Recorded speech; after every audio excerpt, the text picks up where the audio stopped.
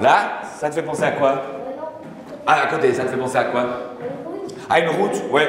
À quel moment vous êtes sur une route, vous? Ça vous fait penser à quoi, ça? Le jeu est lancé, c'est parti.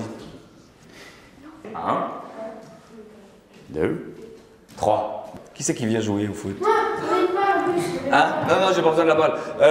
On va prendre le dé pour faire la balle, d'accord? À un moment donné, je t'explique, à un moment donné, il va arriver un accident. Il va m'arriver un accident. D'accord? Puis à ce moment-là, tu vas dire cette phrase-là. C'est rien, c'est pas grave, c'est la vie.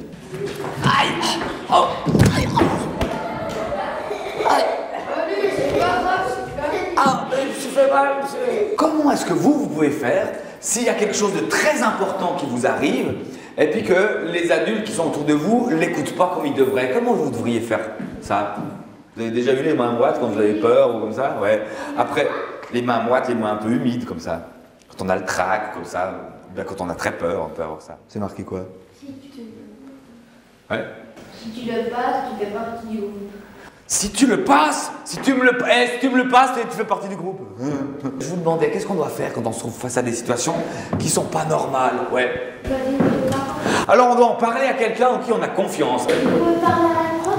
Alors vous avez une maîtresse, je suis sûr qu'elle est attentive. Alors comme sur internet on se voit pas, tu te tournes là comme ça. Et on va se dire qu'on est sur un site où on peut chatter. Et puis tout d'un coup, moi je vois un truc, t'as l'air sympathique et je fais... c'est quoi ton pseudo comme ça pour rire?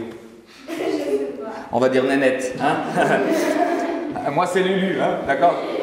Eh Nénette, t'as l'air sympa. J'ai vu que tu devais habiter dans la même région que moi. T'habites où en fait? Une représentation du jeu spectacle en 2-3 soleils. Mon objectif principal, c'est d'essayer de leur faire remarquer, de leur faire ressentir que dans des situations particulières, quand on n'est pas à l'aise ou quand on commence à ressentir une gêne face à une situation, quelle qu'elle soit de notre vie au quotidien, on a tous une alarme intérieure qui s'allume.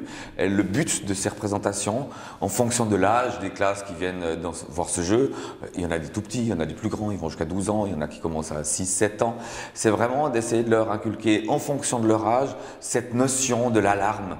Et puis lorsque cette alarme se met en éveil, c'est de leur dire qu'il y a toujours autour d'eux des adultes bienveillants en qui ils ont confiance. Ça va de l'école, hein, la maîtresse, les concierges par exemple. Et puis autour de chez eux, il y a les parents, il y a les grands-parents, il y a les voisins en qui ils peuvent avoir confiance.